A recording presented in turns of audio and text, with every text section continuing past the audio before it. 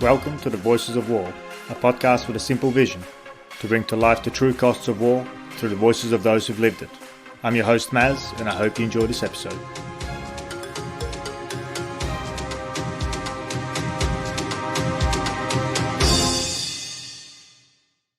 My guest today is Pip Weiland.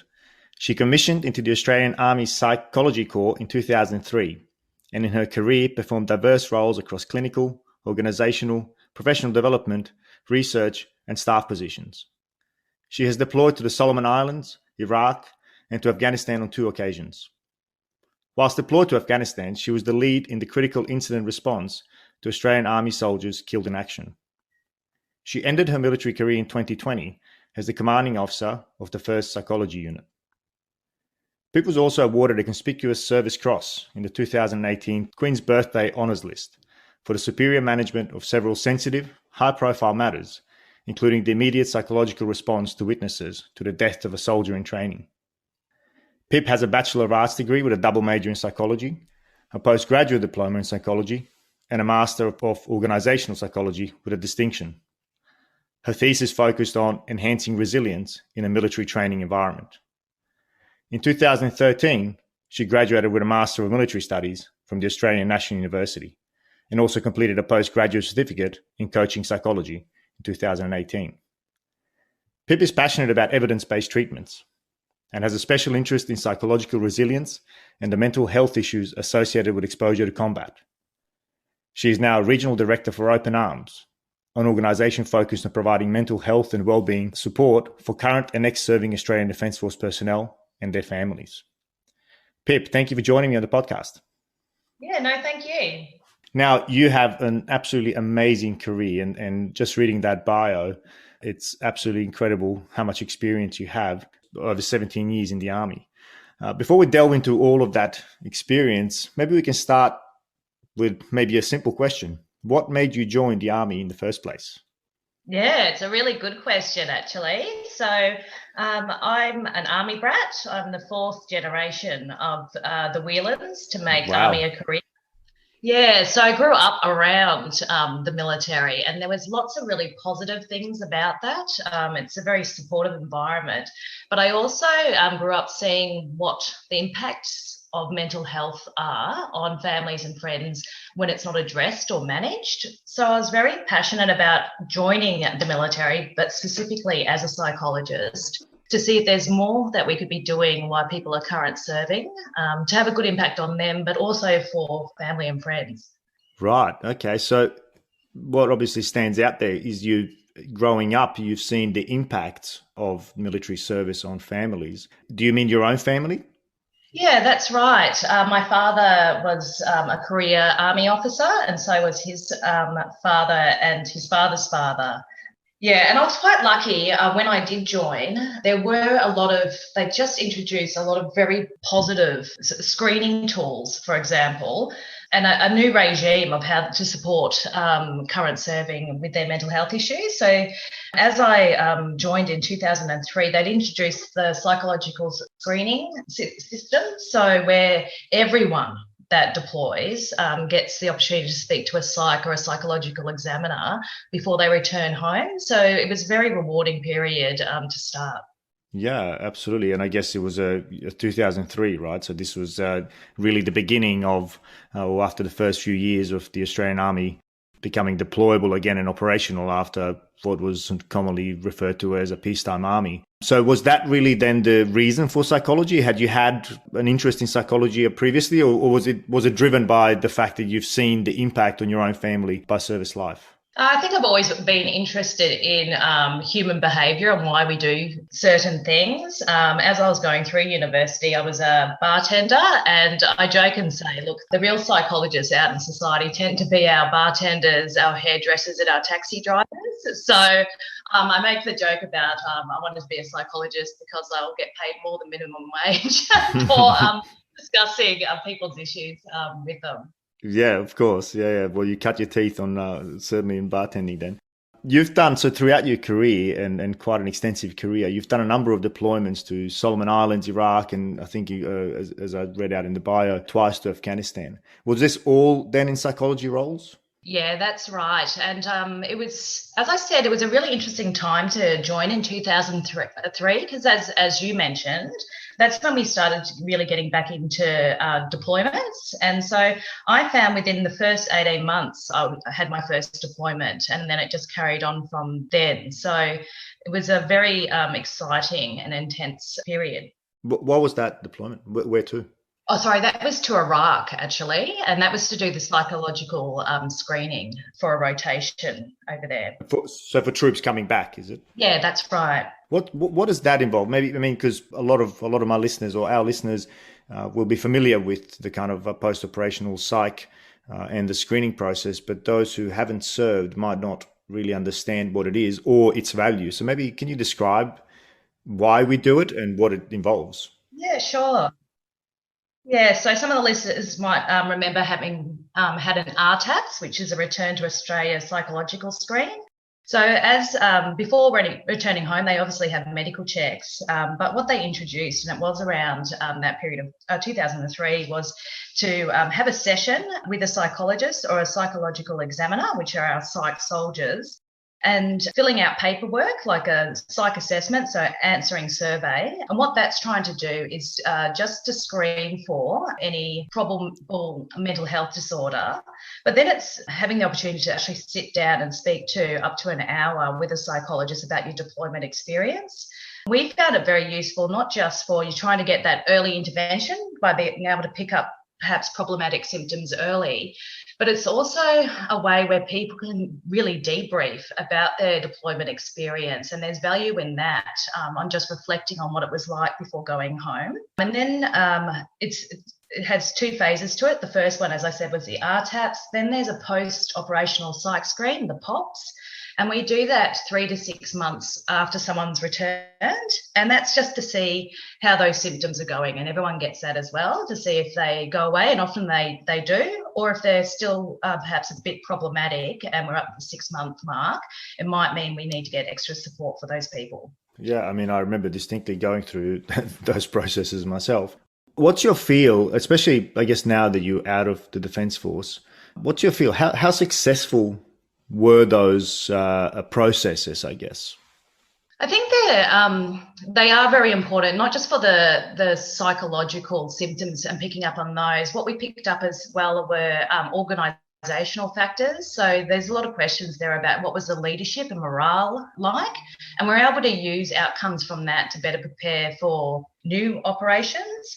And I think one of the real benefits of doing screening, so what we're doing, there's psychologists, there's not many of us, and to use them to mostly screen a healthy population, that's a luxury to be able to do. But I think one of the great outcomes when you implement something where every single person has to do it, I think it really impacted the stigma associated with it if everyone has to do it, and it kind of normalised it's okay to see a psych. We all have to anyhow, and I think it was a really it would have helped, I believe, in if that's your first introduction to a psychologist, you might, if you have issues down the track, not be so resistant to actually going to get assistance if you've already had that introductory experience. Yeah, that's interesting. I had never actually thought about in that way, because you've got a huge amount of data to work with to understand the organizational pressures and how the organization is managing the exceptional stress of deployments in combat, but also the fact that that's a really important point of reducing that stigma, because that is one of those things.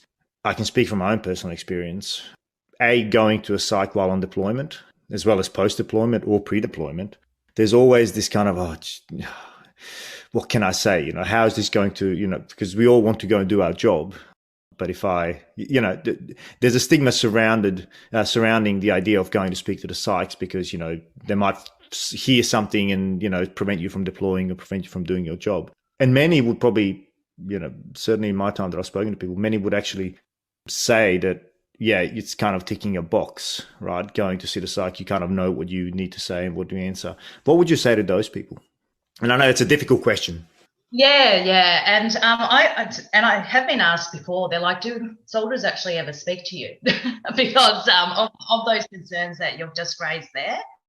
And in that private space, one-on-one, They do. So I have, thankfully, I suppose you can see this both ways. It's positive and negative. Always incredibly busy as a psychologist, like booked out. So that means people are using it, those services. I suppose the negative, it's just sad that, they're required to that extent.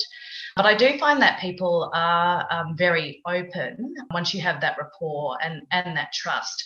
But it's interesting what you raised, some of the concerns you had, they really reflect what we've seen in, survey results. It's not so much the stigma about why go to a psychologist, what use would they be, because that's an area of stigma. It's more within the military. People are concerned about going to see a psychologist because it will, one, perhaps impact their employability, or that's what their perception is, and it'll impact their ability to deploy again. Yeah. On a previous episode, I spoke at length to Ashley Judd, who I know you and I spoke about also separately, but he expressed that quite clearly, and he ended up suffering PTSD due to his experiences. So that is a real, I guess, hurdle for people to overcome when going and seeking professional help. So, but I have always found that it's useful, right? Because, correct me if I'm wrong, but you're not necessarily you're trained to the point that you are able to see where the red flags are over a period of time, right? So there's also a comparison of how a person responded before they went to how they responded when they came back, right? So all this analysis is arguably done. Am I correct in that? Yeah, that's right. And I think, these concerns about impacting employability, deployability, at times it can.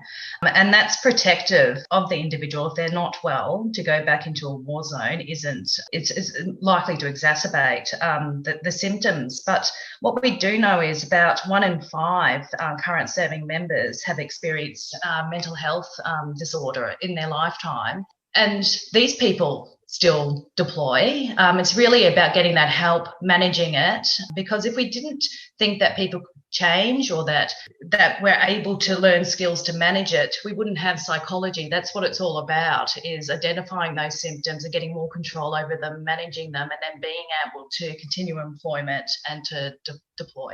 Yeah, and I think that's a really powerful insight. And I think that's part of dispelling this myth that, that's a powerful figure. 1 in 5 of us have experienced some sort of mental health challenge. I think that's real insight. That's 20% of the force.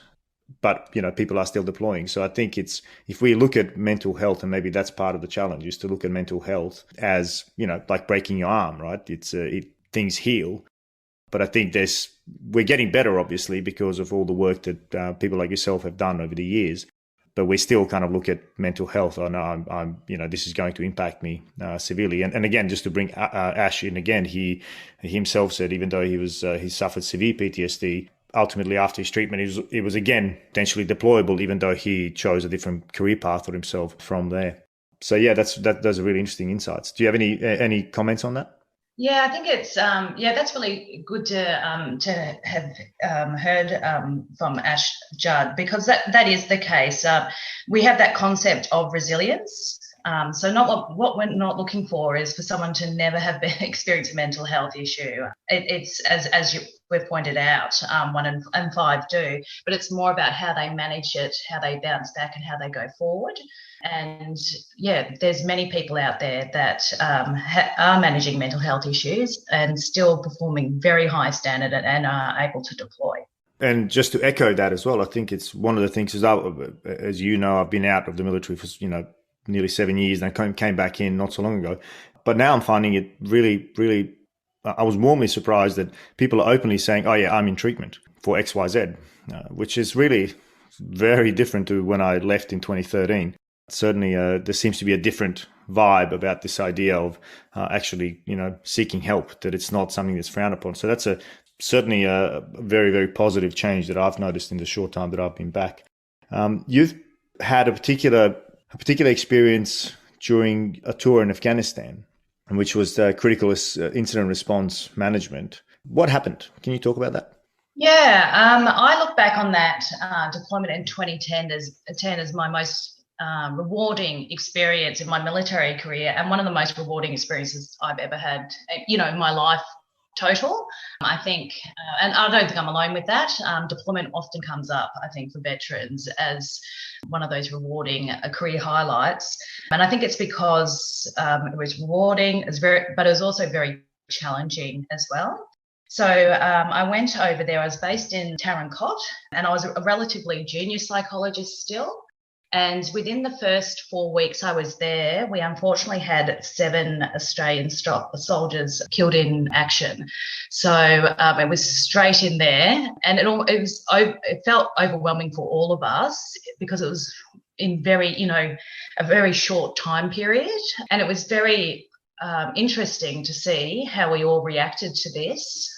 And there was positives I saw in this experience. So I was very busy as the only psychologist at Tarancot. And although I saw a lot of very heightened emotion, as you would expect, because it's providing that psychological response almost, a few days after an event occurs, when I refer to it being rewarding, it was the level of resilience that I saw in, the task force as a group, how they responded, and the quality of the leadership, particularly from juniors like lance corporals and captain level, was incredibly impressive. And I think I've been very lucky to have been able to see that for myself on the ground. Yeah, of course. And I'm sure there are many people that are grateful that someone of your empathy and skill was there to help. Can you maybe just describe what do you mean by what is a critical incident response? What does that involve? Yeah, I'm happy to take you through that. That's actually quite a formal system. It's very much like the screening system we have, for the return to Australia psychological screen.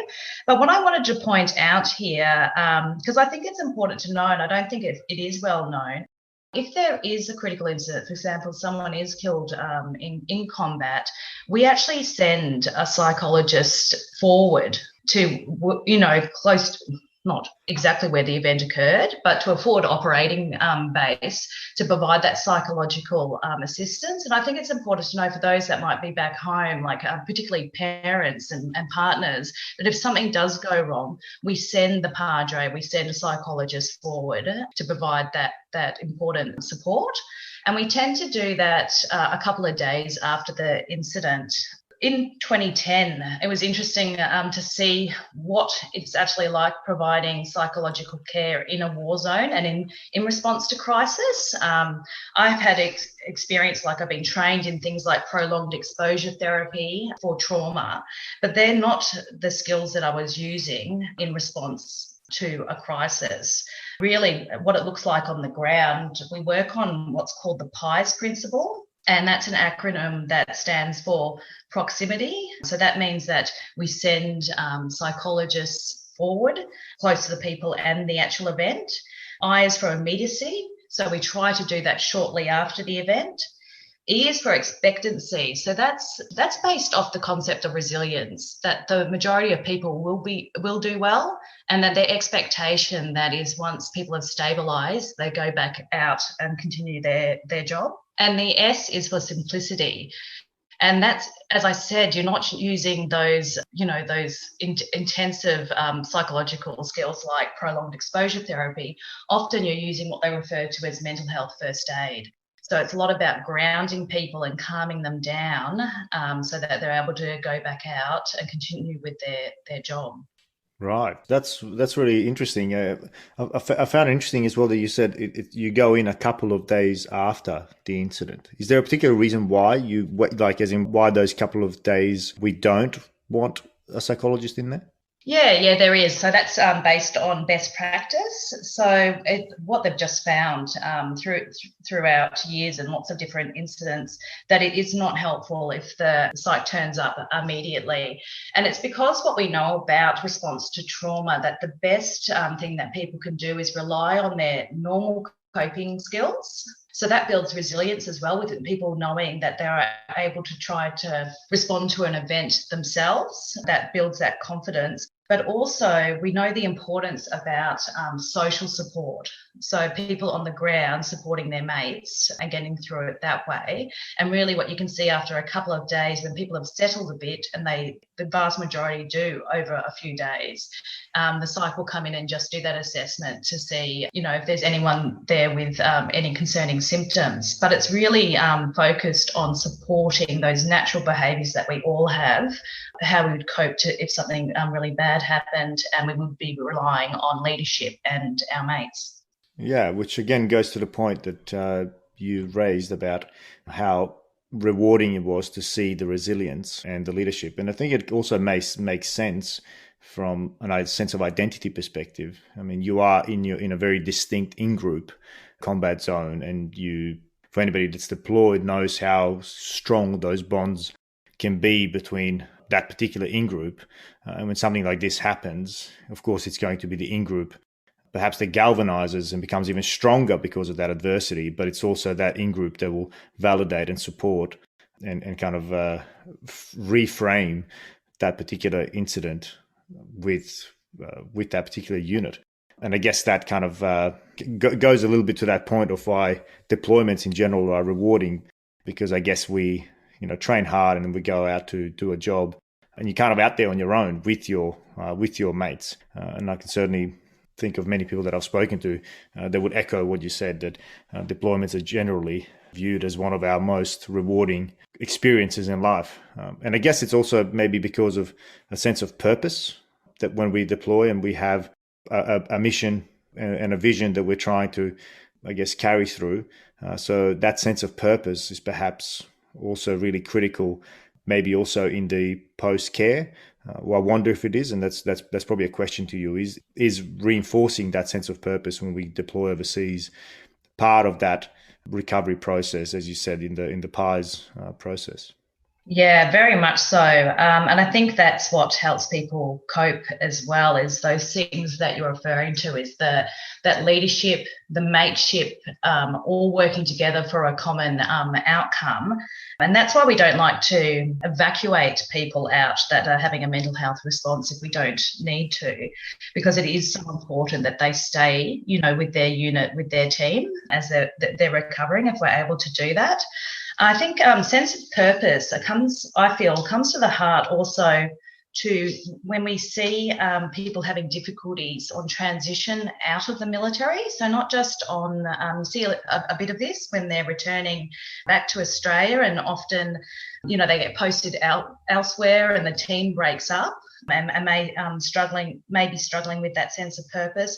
But we do see that with those that struggle on leaving their military career. I think personally, I feel that it's related to a loss of identity and some of that loss of value or sense of purpose in life, which was, from my experience, what I've seen of others, just so evident when you're in a deployed environment. And I guess, the military is that's what the military does, right? It breaks down your previous social identities and gives you a new one, and one that is, of course, very attractive and is broadly respected in society and has a whole bunch of values and norms that most of us would consider to be quite moral and noble in many ways, right? Starting from, at least for me as a male, if I recall, the first thing, you shave your head and you get kind of broken down and then built through arguably the hardships of your initial training into, well, more or less a cohesive unit. Depends on where you start off with, I guess. But it's it then kind of infuses a sense of purpose and a sense of value that you're sharing with. And I guess that would then make sense. And I had written down some notes previously as well. But one of the things that really struck me is, and I'm not sure if this is a good time to dive into this particularly dark subject, but since you mentioned the kind of aftercare, it's a well-known fact that we have, I think now, more than 500 veterans who've committed suicide, which is dozens of times more than we've lost in combat. And there's a particularly sensitive group, and that is the 18 to 24-year-old males who've been medically discharged. They have 4 times the average national average suicide rate. And I guess just to go to your point about purpose and identity, do you think that's a principal contributing factor, particularly for that social group? Yeah, it's interesting. When we talk about that younger group, and as you've pointed out, there's statistics to demonstrate that they are a particularly at-risk group on transition. It also mirrors just what I had noticed. Providing that psych support on the ground overseas. I was particularly aware of the reactions from the younger soldiers. It just seemed to be a pattern where they struggled more. So there's a little bit about why is that? I suppose some of that might be related to the maturity and experience you get, spending a longer time, just in age, but also in that career.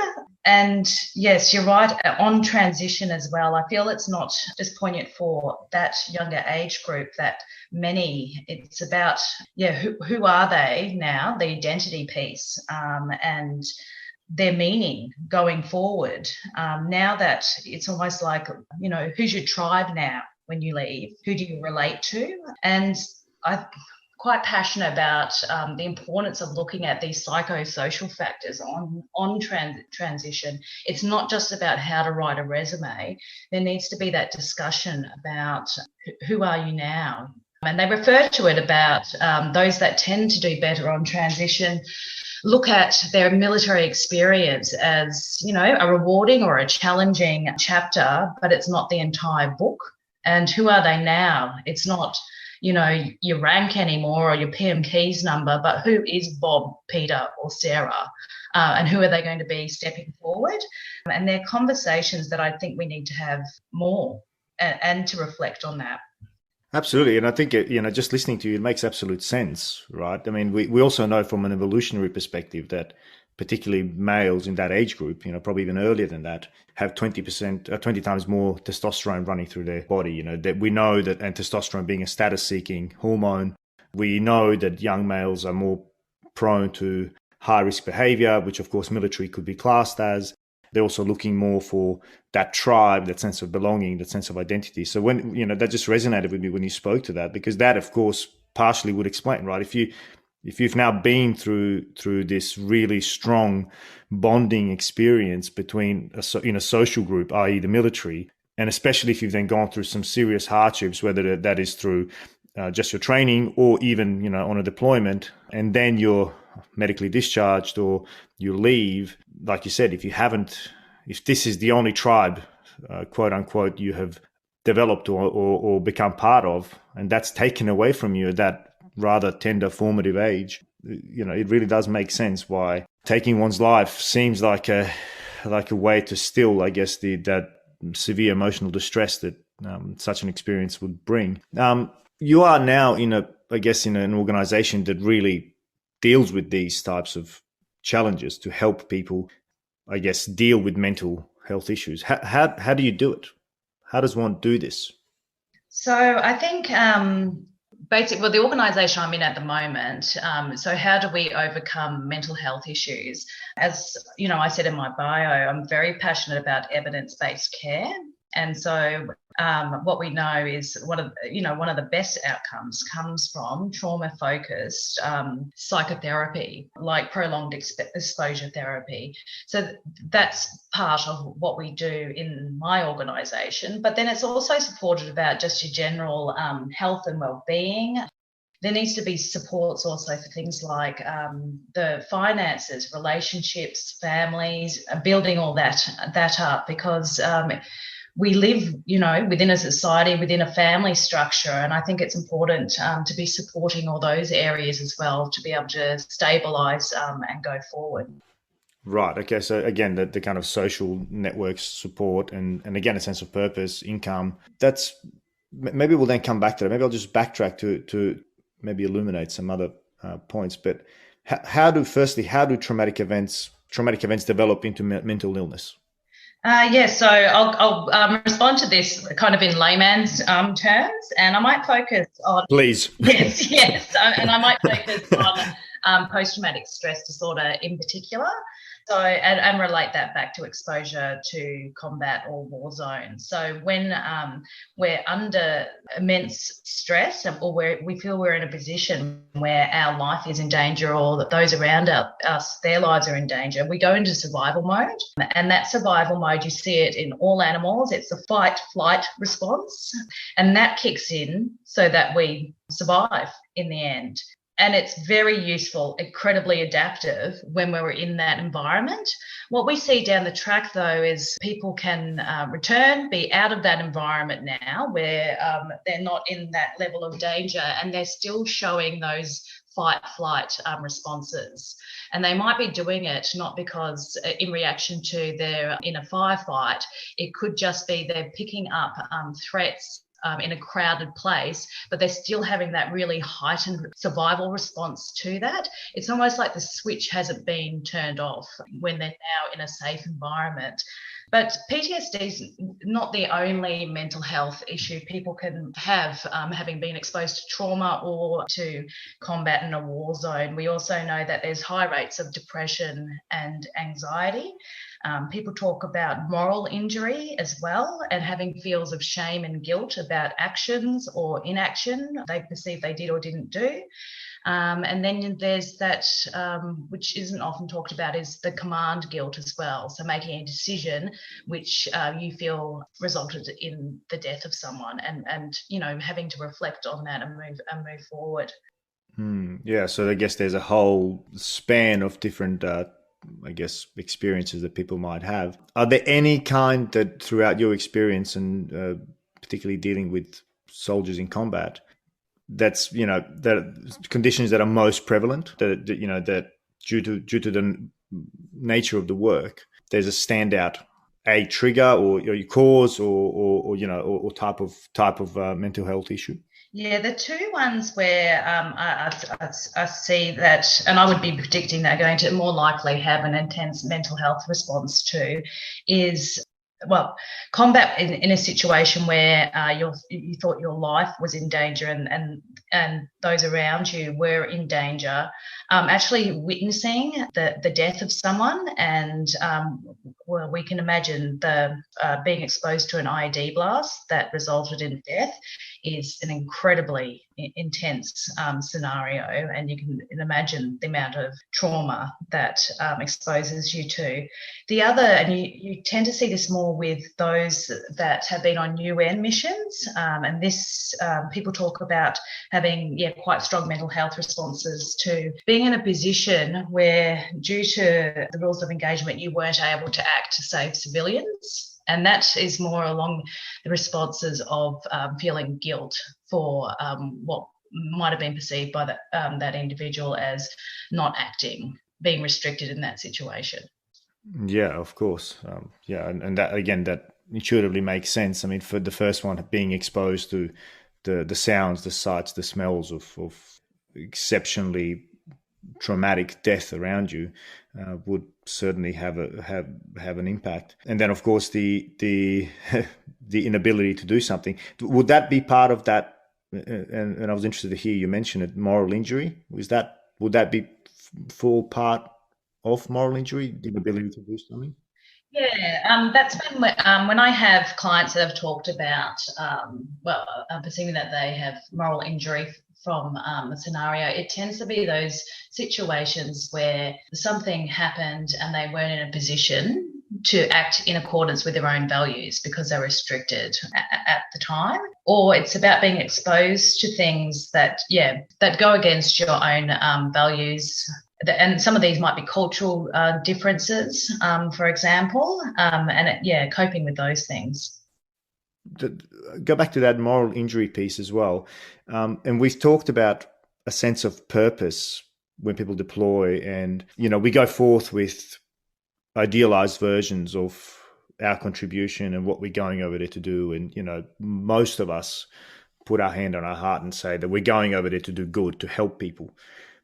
And I guess when we then deploy and we see oftentimes that, okay, well, maybe this is too big a problem as one part, or maybe even my contribution is perhaps part of the problem rather than the solution or our overall mission. And I think this is something that's been, I guess, questioned a lot over the past couple of years. Do you find that theme pop up with particularly those who've left the ADF? It's interesting. I think that's impacted quite a lot by media who are viewing it from a different lens. So people might deploy and, have that real sense of meaning and that they are over there to make a very positive contribution, and then returning home and seeing that reflected from a different perspective from media who may suggest that it wasn't worthwhile or perhaps causing harm. And so at times you'll have people that now take that on board and reflect, and it might change their feelings about their deployment. And I guess I'd imagine that will be a challenging thing for, you and members of Open Arms to, I guess, deal with, because we are so bombarded by media, everywhere we turn. And if there is a narrative that's the kind of the latest narrative of the day, then that might have a significant impact on those who have served. Is that right? Yeah, and you can see it with the Vietnam veteran cohort in particular, as we all know, on their return, and America and Australia feeling that a perception they may not have been supported by the population for that, and people refer to that having an impact on the mental health of that cohort. And what I see as well, because in this new role, obviously we're providing support to Vietnam veterans as well, is it kind of re-triggers when we see current perhaps negative perceptions about deployment or the Australian military in the media, is almost re-triggering to that cohort, because they can relate to what it felt like to not feel supported by the population. That's really interesting. Yeah, that's really interesting, because it is I guess in the current climate, there is a lot of that kind of guilt being forced upon veterans. So that's really interesting. And I guess it's, it doesn't matter what conflict, right? Eventually it'll pop up, it will be questioned in some sense. Is that helping current veterans from the more recent conflicts to have the Vietnam vets as I guess mentors on how to deal with this pressure? I think, and you see a lot on social media, comments from veterans from different operations. And what I'm seeing is a strong theme of their being supportive to Afghanistan, Iraq veterans. So I think that is a very positive thing. I feel like the veteran community is a supportive space at the moment. Yeah, and maybe because I'm a veteran myself, but I certainly sense that it's getting stronger, right? There's a feel that there are a lot of organisations out there that are seeking to help veterans deal with any issue they might have, whether that is transitioning into civilian life or organisations like yours who help with mental health and other types of support. Is there a difference, or have you found in your experience that there's a difference in the way conflict affects men and women? Yeah, that's an interesting point, because I was actually looking back on it, and having been a military psychologist, the vast majority, I mean about 90% of clients I've ever had have been men. And so it's quite rare to come across, to have female clients. What I did notice is there were a lot of similarities between responses as a human, so not gender specific. So for example, if someone's killed, males and females equally express grief. I think it's some of it, I feel that men may not feel comfortable because there's judgment about expressing things like grief or fear publicly, but the actual human reaction to big events I did find interesting. It was similar between different age groups and whether you're male or female. And in fact, I actually, being over there in the war zone, I was in a positive way to see how much empathy and compassion that males had towards each other in coping with a critical event. So, for example, I had a senior officer express to me, he goes, I don't know what's wrong with everyone. I don't know what's going on. They're all crying. They're all hugging each other. And he was surprised by that. And my response is that's a perfectly normal reaction. And we actually want to be part of an army in which people are highly distressed when someone's killed, and that they do show that compassion to each other in moving forward. Yeah, absolutely. That's like you said, it's a human response to an inhuman or inhumane event. I guess the act of killing itself is rather obviously inhumane. That's interesting to hear, and I guess it kind of makes sense why you wouldn't have seen many females. Obviously, we still have far fewer females in the military than males, but also in the frontline units. And this is maybe a question, because maybe I need to question my own bias based on what I've heard elsewhere as well. Perhaps there's a perception that it is the frontline units, those that go out and are fighting, and those are predominantly male. Maybe it's a bias to think that they are the ones suffering most mental health issues. Is that true, or are people suffering mental health issues regardless of what type of job they do when they're on deployment? Yeah, there's two parts to that, and I'm glad you raised it because I've been thinking about it as we've been speaking. My comment before that, I noticed that it was the younger men around that were struggling, I think, with mental health issues. But when you look at it, who's on the front line? Tend to be male and tend to be younger, so there's more exposure to these type of things. I think that's actually quite a simplistic answer that I didn't identify. It is the young males that tend to be on the front line. But the other part to this is no, you can have strong mental health responses and experiences without being deployed, and we know that. We've seen the stats for that. And it can impact people that weren't exposed on the front line. I think part of this as well is when we talk about trauma response to things like combat or being in a war zone, we have to remember it's a very individual response. There's not a blanket, generalization or a strong direct correlation. And I think part of this is because you could have 5 people exposed to the same event and their responses will be different because we're not blank slates when we turn up. We have our own histories and we may be triggered in different ways, and we see the event through our own individual lens. So in relation to that, yes, it's an unfortunate thing. Mental health, anyone can experience that, and some of that is just dependent on their own life experience. Yeah. And I guess this is the importance of having that kind of multiple touch points of psychological support. And maybe if you don't mind, I really want to go back to the kind of issue, the huge issue of veteran suicide, if you don't mind, because that's really something that's rightly starting to get a lot more attention. Because as I mentioned before, we've lost more than 500 veterans to suicide. Do you have an explanation as to why the rate is so high? Yeah, it's interesting. When we look at, there seems to be 2 large groups here. And what I mean by that is when we look at the statistics and rates of suicide, the rates are less for current serving members than the Australian population, which suggests that there is something protective about being in the Australian Defence Force.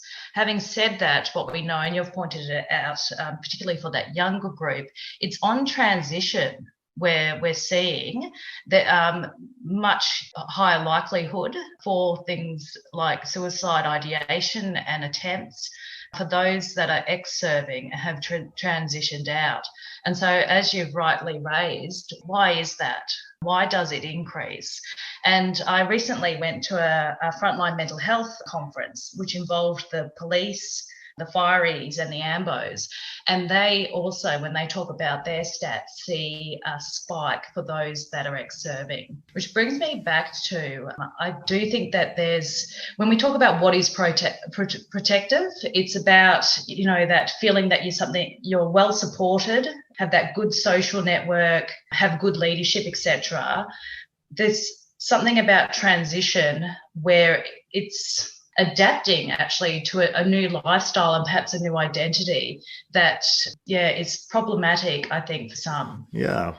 And I think, again, it just kind of resonated again with me, that the notion of the tribe that you mentioned before, because the more I think about it, it just makes intuitive sense. And I'll have to fact check myself on this, but I'm pretty sure I read somewhere that collectivist societies have far lower incidence of mental health issues than individualistic societies like ours, which kind of goes to that point of having, and in fact, I can just think to Sweden. We lived in Sweden for 3 years just recently, and Sweden is has one of the highest suicide rates in the world, and one of the highest, if not the highest, rates of antidepressants. And it is one of the most individualistic societies in the world, which perhaps there's a link. Maybe I'm just I'm reading too much into it, but it would make sense.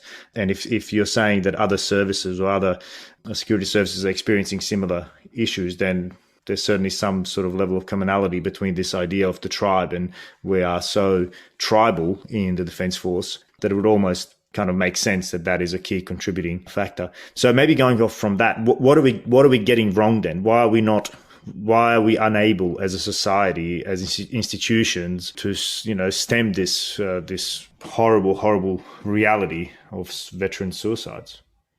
I think we are changing. So if we're going to make the link from, and I agree with what you've said about individualised versus collective societies, and my understanding is as well that as you pointed out, the rate of suicide is less for those collective societies, and we can, draw that link perhaps to the concept of the tribe. What I'm passionate about and what we're trying to put more emphasis on is during the transition period, looking at what it is people struggle with. And there's been some really good work in this space by the Gallipoli Medical Research Foundation.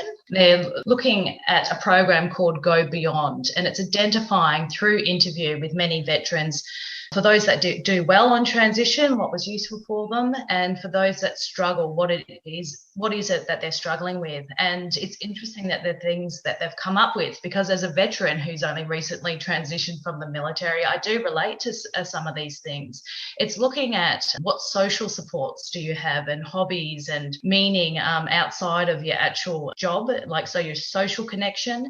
It's about how do you feel and reflect on your military experience, and they refer to that if you've got anger and resentment about how you left the military, you're more likely to, be struggling with some mental health issues there. It's about perceptions of civilians and also about how flexible you are to take on different opinions. So that's about being regimented or not. They find that those that more strict and regimented might struggle on the outside. So I think looking at exactly why are people struggling, the ones that are doing well, why are they doing well, and trying to get in there early.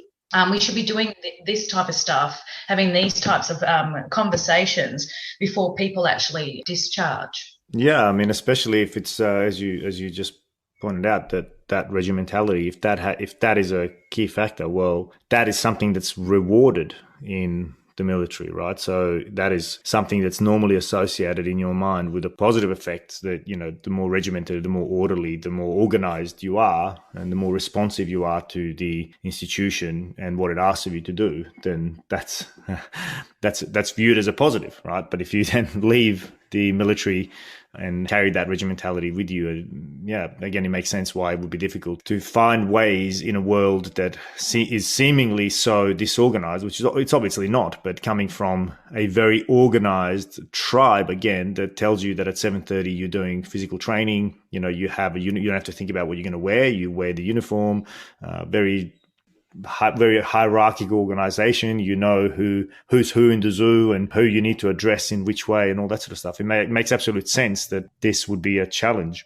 So what are and now to maybe just, and conscious of the time as well, which I'm very appreciative of, but I'd really like to touch on perhaps the last key topic, and that's the treatment, and I guess how the organization you're with right now, Open Arms, supports treatment, right? Maybe can you give us a clear explanation as to what Open Arms actually does? Yes, I'm happy to do that. And I'm also happy to talk about what treatment, like how do you treat PTSD, but I can do that in layman's terms, because I feel that people would not be quite, confident or sure. If you go see a psychologist and it's to do with a trauma experience yourself, you're not sure what to expect at all. Is it going to be like Freud, where they lie you down on a couch and ask you about were you breastfed by your mother? Which is not my experience of psychology at all. Yeah, but that's part of the false narrative that exists about, right? Yeah. Psychology. So yeah, please, the floor is yours. Yeah, I thought I might talk about that, and I suppose the way that I explain it, and it's in relation to trauma specifically. So, and this is how I explain it as when I have a client that first comes in and we talk about what we're going to do. So it's referring to going through a traumatic event is if your brain is a filing cabinet, something terrible occurs and you're in shock, and it's almost like the filing cabinet is blown up and the files are all over the ground. What psychology assists with is picking up the files one by one, looking through them, getting a sense of, what they are and what they mean to you, and then putting them in an ordered state back into the filing cabinet. With things like exposure therapy, it's based on what we want to get to is so that people aren't triggered as often, or they know what it is that does trigger them and they can quickly put in some coping strategies. And also what we want over time is not to be so reactive or hypervigilant or have such a distress reaction to things, because you habituate to them, you're exposed to it, and you get a sense of why it is you're reacting that way. So hopefully the symptoms won't be as extreme over time. I think clients often talk about just the anxiety and fear of being out of control. They'll talk about, I just completely overreacted and I have no idea why I did that. And then remorse over some sort of behavior. And talking to a psychologist is trying to work out, well, let's work out between us. Why did you do that? And it's probably likely you might, what was it about that situation? So, okay, this is good. We're getting some information here. We know that these type of things, situations, you act this certain way. What's the first sign that we're trying to get some insight here about the first sign you can pick up that you might be starting to act a certain way. And let's put in some coping strategies so that you can still be in the situation, not have to avoid it or run away from it, but you have more control. And I really feel that, that psychological interactions really looking at providing greater insight, so understanding why people are acting a certain way, and then having a greater sense of control. If things happen, I know how I act, and I also know what to do about it to get that better sense of control. So, yeah, that's how I would explain the benefits, I believe, of going to see a psychologist if you experience trauma issues. If I understand you correctly, the way that sums up in my head, it's almost, making the unconscious conscious, right? Because oftentimes we have these responses, or not oftentimes, we react, and oftentimes we're not really aware as to what the trigger was, what made me do that. Like the example you cited of, I have no idea what made me do that. And I think that's all of these unconscious things that are happening both in the mind and the body that we're not consciously aware of. And perhaps part of treatment is bringing that to light and unpacking that to create a link. Okay, so this is what my mind and my body are doing that I'm not really conscious of at the moment. Would that be accurate? Yeah, I think that's a really good summary of it, is really to gain that insight, like know thyself. And as I said, the better or greater insight people have, I think it really helps generate a sense of control. And with a sense of control, there should be less anxiety about it. As I said, I often hear it can be frightening for people. They feel that they went completely berserk or have no idea. And so they're always anxious because to them it seems like they could just fly off the handle at any point. But when they have that, when you start speaking to a psychologist, there's usually very strong themes in why people are behaving a certain way or in certain environments. And so gaining that insight means, they're able to have more control and, as I said, should decrease anxiety then. Mm.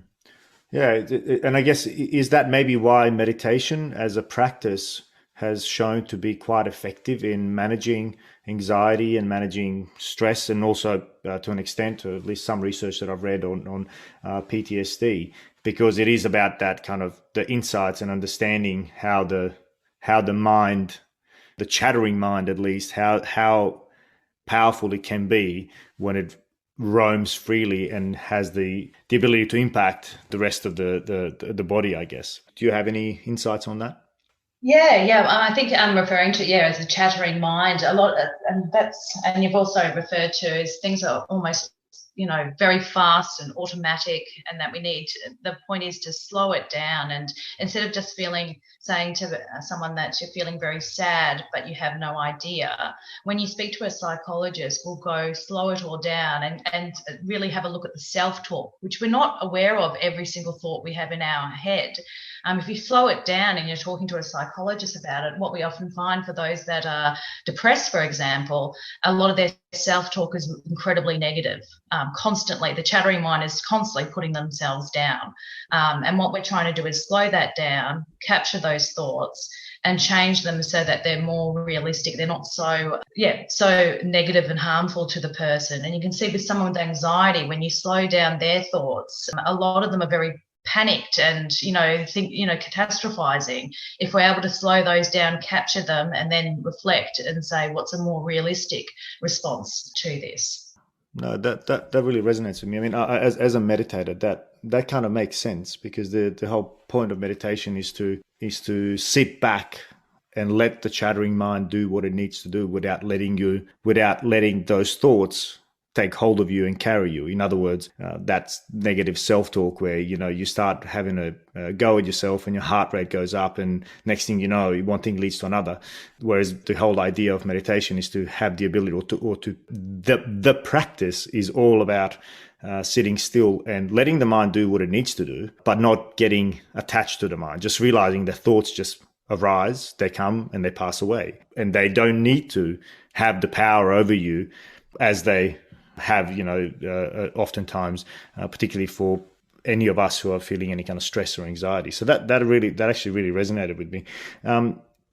So just going back to Open Arms, what do you guys do what services do you offer? Yeah, sure. No problem. So Open Arms was originally founded by Vietnam veterans, and we started off doing the counselling. We used to be called VBCS, Vietnam Veterans Counselling Service, and the focus was providing that psychological therapy for veterans. Since then, we've expanded both in eligibility and also in the services that we provide. So as I said beforehand, it's not just about the individual. We know that we're part of society. We're also part of a family network as well. We've expanded eligibility, so it's for partners and families as well. So not only doing individual therapy, we do couples therapy and family therapy, but there's other areas that we work in now, which is, for example, clinical care coordination, and that's looking at, it might not just be the mental health issues, but what else is impacting on the veteran and their family. And often it's things like accommodation, finances, career, and just general well-being and health. And our clinical care coordinators bring all of those things together. Another area that we've more recently expanded into, which, I'm very passionate about this, is the concept of a peer. So it can be quite daunting for people to actually make an appointment to go and see a psychologist, particularly if they think it's going to rock up and see someone like Freud. What we have now are people that have a lived experience of being in the military. So they're a veteran themselves, and they've got some mental health training, but they are not a mental health professional like a psychologist. And their role's a little bit different. It is that support. They talk about walking alongside someone. And it might be less daunting to go and see someone that has transitioned or has deployed and has gone through their own mental health issues and popped out, on the other side. So we find that's very useful. I mean, you can see we work in a multidisciplinary team. You might have a psychologist, you might have a social worker working alongside a peer as well. And I think what's good about this is we need a wide range of options to treat mental health, because what fits for someone doesn't fit for others. I mean, gone are the days where the only way to address mental health symptoms is to go and see a psychologist. As I said, there's a whole range, including we do group programs as well, which are really useful for those that enjoy, that group atmosphere, sitting in a room with other people that have similar symptoms and going through either treatment or just education on suicide prevention, for example. Yeah, so quite large now, our eligibility, and also a huge range of ways that we support mental health. I love the language of peer rather than, the kind of more traditional, I don't know, mentor, sponsor, which all of those imply a level of hierarchy. Whereas peer, that just struck me as so powerful. This is somebody who is of my status, who's equal to me. This is not me going to whinge about my life to someone, or this is not me asking for professional help, which all of those things are hugely important, but also have an emotional load, right? They're emotionally taxing. Whereas speaking to a peer, right? It's just someone like me who's been through what I've been through. I think that's just so spot on. That the moment you said that the program is that's the name, I think that really struck me. I'm guessing obviously that was a very, very conscious choice. What was the reason behind that name? Oh, well, exactly as have you've just summarised it there. There is no hierarchy and there's no judgment there. And it's what people really, we found, are appreciating is speak to someone, and that's the beauty of lived experience, who has been through something similar. So when they say things like, I know how you feel, which you should never say as a psychologist, for example, but a peer may be in a better position to be able to do that because they've had similar experience. As I said, they've deployed, they've gone through transition. And I saw it really struck me. I saw it recently. We had a client, a current serving client, that was at risk of suicide whilst they were at one of our office spaces. And what we needed to do is get that person back to the base so that we could get them into the medical system. But we had to find out a way to get them back to the base. So what I did is walk out, grab one of my peers, and they're always so good with this, like reacting on the spot, and asked if they would drive this client back to the base. So you can see there, they're not doing a psychological intervention, but they're doing that's that walk alongside. It's being someone who's calming, understands, and it was, as someone said, peers aren't taxi drivers, and that's not what I'm referring to. It was that feeling of support and non-judgment. Being there for them, yeah. Exactly. And do you know what I saw? So this was it was a young man that was in crisis at the time, and my peer was an older army peer. And it's instant rapport with that lived experience. The peer walked in and was like, "G'day, mate, I'm such and such. I'm here to drive you to the base. How you going?"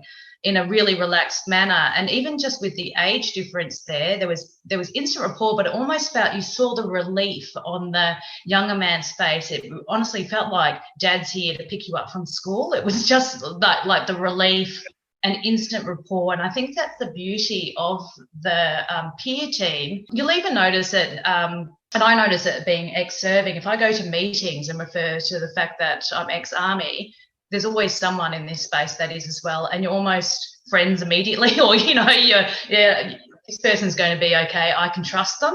There is that kind of, as I said, the veteran community is incredibly supportive, and you do see that instant kind of, I can trust you, is one of those things if you're ex-serving and someone else is. So I think that's what that peer program really leans on, and as I said, I've seen it work instantly and very well.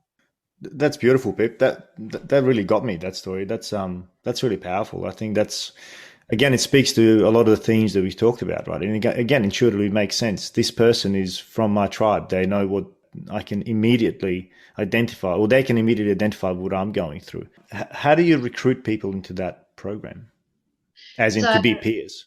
Yeah, exactly. So it's a very popular program. So what we recently went to recruit for our Ipswich office, and we only had one position there, and we had over 33 applicants. So what's really positive about that is people really want to be involved in this role. It's really impressive. There's ex-serving members that really want to go out and be able to support others. Yeah, and so what we look for in those roles, as I said, the lived experience. So, as a serving military member, and also the experience of having a mental health issue, but being to the stage where they're now able to manage that and are quite stable themselves, so they're able to provide support to others. So you can see from it's two-pronged. They understand the military because they used to be in it, and they also know what it's like to experience a mental health disorder. Yeah, that's a powerful mix. Obviously, very relevant to the circumstances that it's designed to support. So, well done for that program. But you kind of recruit people and they end up working there, or are these kind of voluntary positions? No, they end up, they do. They end up working as part of Open Arms, and we also provide mental health training for them. So, and they're part of the team. They're part of a bigger peer team. But the important thing is, and that's where I see our real value, is when we work as a multidisciplinary team. So those peers might be working, they might have the same client as a psychologist, but you see they're supporting the same person in a different way. So they're very much part of the team at Open Arms. That's also really interesting, Pip. And one area that we haven't touched so far, and that is, I guess, the impact on families. And when we've started our conversation, you said that part of what motivated you to join the military, but also to get into psychology, was certainly the experiences you've had as an army brat, as you refer to it. How important is it to provide support to family? How important are families in the support to our veterans, but also how important is support for families? Yeah, no, again, really good questions. And families really are the protective family factor for veterans. Often people don't actually go out to get psychological care until they're in an absolute crisis, but the day-to-day stuff, who they're speaking to, who they're disclosing things to, it's often their partner and family members. And so they're really the front line in the support to veterans with mental health issues. Alongside that, though, you can imagine the day-to-day efforts in providing that support has impact on them as well. And so that's why Open Arms, we've expanded our eligibility for partners and children, because it's recognising the impact that a partner or parent service in the military can have on you as the child or the partner. So there's a range of things with this. We know with military families, they say one person joins, but the family serves. And that there's impacts on long-term career for partners. And there's the constant moving as well, and the impact that has on, children changing schools frequently. And we can see that down the line as well. I mean, the statistics do show that particularly for the adult children of current and ex-serving veterans, they tend to describe much greater psychological stress than the matched for age and gender in the population. So we can see that military service does have an impact on the family. And that's why we're focused on, particularly this year, Open Arms it's the year of the family, and recognising the impacts it has on them, but also recognising the value and the effort they put into that day-to-day support to veterans. Yeah. And again, it makes absolute sense why that is an important aspect. And one of my previous guests, Brendan Cox, who heads up Legacy in Brisbane, he's also expressed the importance of that. And I think Legacy in particular pays attention to families. What are some of those things that you're finding you can be most helpful with for families? So we do family therapy actually is in great demand at the moment, which is a positive thing, and couples therapy. When we look at our service delivery statistics for Open Arms, huge spike in the need for that family therapy, which I just think is so important. I think for any mental health issues, it's important to catch those early. And I'm always have a pleasant reaction when, I'm working in the office and you can hear very young, children laughing or in the corridors, that we're getting in there so early. We're providing support to them when they're quite young, rather than, this avoidance of it and dealing with it down the track. So I just really think it's incredibly important to be able to provide the couples therapy and the family therapy support. Yeah, absolutely. That's again hugely powerful and hugely important. Again, the impact of service, the way you phrased it, it's the family that serves. I really like that. Maybe I can ask a few more personal questions. Looking back on your extensive military career and working in a particularly sensitive area of dealing with the hardest, right? As in the people that are going out on the front lines and on deployments and are, experiencing extreme trauma. Ultimately, you and your teams see the worst of war because you only really are called upon to support the really, really bad stuff. How do you look after yourself? Yeah, that's a really good question. I'm glad you asked it, because I'll often be asked who psychs the psych. And to be honest, when working in some of these really extreme situations, I didn't feel that I was supported or supervised as much as I could have been. But what I relied on was, and this I think makes sense, it's my peers. It was the padre, it was the doctor, that again, we might be seeing the same client, but in very different ways. So I think it's just so important, because how we're talking about response to coping with trauma, that social supports and networks are so important. And so it's just to be very much aware that where to go out and to seek that support from people that, again, truly understand, because they're going through the same sort of thing. So that's, I feel, what got me through when I was on the ground overseas. I had some issues myself with vicarious trauma. So I was doing quite a bit of nightmare work with clients, and then got to the stage where I started having their nightmares. Yeah, so that's not too unusual.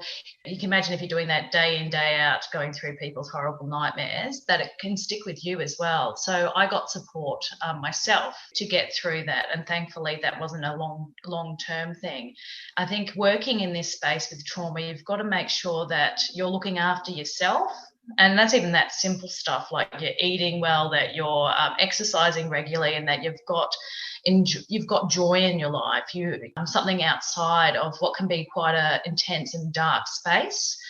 I think that's really useful as well. And you've got to be very careful with your boundaries. So I get asked as well is, how do you talk about this stuff all day with people and then go home and sleep at night? And so it's about learning over time. And it's difficult when you learn fast when you're junior. You have to be able to have that boundary up, to be able to kind of switch off as you get in your car to go home, and not to keep ruminating over certain clients. So that's a very important skill to have as well. Yeah, and it's got to be tough to do as well. And I guess in many ways, it equally gives you a lived experience, because you have to ultimately apply all the various tools that you're asking your clients to, or you're helping your clients to apply, which again makes you undoubtedly very qualified to be dealing with these issues. And of course, the more experience you have, the more you've had to deal with. So that's kind of an interesting dynamic. Again, looking back on your career, when you think of your the 17, 18 years of service, what stands out? What are some of the standout? You mentioned, your 2010 Afghanistan deployment, but are there any particular moments that you think that would either negative or positive that are kind of the wave tops or the pillars of your experiences across all those years? As I said, the deployments naturally stand out, and it's about being exposed when you can actually see, like resilience is a word we throw around a lot, but when you see it in crisis on the ground, it just makes your jaw drop. And as I said, also witnessing in line with this incredible leadership skills of, at the time, very young individuals. I remember I've got fond memories of, I had a Lance Corporal come in and see me. This is when I was over in Afghanistan, and we had our session, and at the end of it, he said, "Oh no, that was great, ma'am. I don't mean to be rude, but I was just checking out, to be honest, if you're a dickhead or not." Sorry, because but you seem pretty good. You passed the test, and now I want you to see all of my guys. And so what he had lining out, I didn't know, the corridor was his team, and I thought that was really sweet. And not only did, and so I think that's good leadership on his behalf. I think it's good. He went in to see that if I was worth the time or not before he exposed his team to it. But that he was also very much aware of being proactive and getting mental health support to his team. And in fact, because they would only come back into touch base now and then, he had organised it every time they touch base, they have to come in and speak to the psych. And I just thought that was amazing leadership, really, at the time. And I think looking back also, some of the stuff that people were exposed to, and just not only were they able to deal with it, but how much support they gave to others. And it's compassionate leadership is an area that I'm really interested in, because that's what I saw was getting everyone through. Those that, not just leadership, that showed compassion and were authentic in a situation, that didn't avoid talking about what's happened, the horrible event, that acknowledged it, and were also understanding of quite extreme responses from people when something like this happens. And you see all these things that you read in books about resilience or about the importance of morale, leadership and cohesion. And then when there's a crisis on the ground, and to actually see when it's good for it all to come together, and that's how we survive. And see, I'm talking about it's that tribe again. You really feel we're all in this together and we're going to get through it. Those are the kind of memories that, I reflect fondly on. Yeah, and no one will tell you the truth as quickly and rapidly and openly as soldiers will. So, yeah, I just think that was funny. He even shook my hand when he said that. Yeah, and hey, that's what a compliment, right? I mean, and I mean that in the most genuine way. I mean, that's the pure raw honesty, and that's absolutely fantastic. Pip, on that note, you have been very, very gracious with your time. I know we've gone somewhat beyond our agreed time. It's been an absolute pleasure, and I want to thank you for all the work you have done in service and the work, or in military service, and the work you continue to do as part of Open Arms, which is, of course, also service to the veterans and their families. There's so much more that we could unpack, areas that we can go into, and I certainly hope that we'll get a chance to pick up this conversation again in the future. It's been an absolute pleasure. Great. Thank you so much.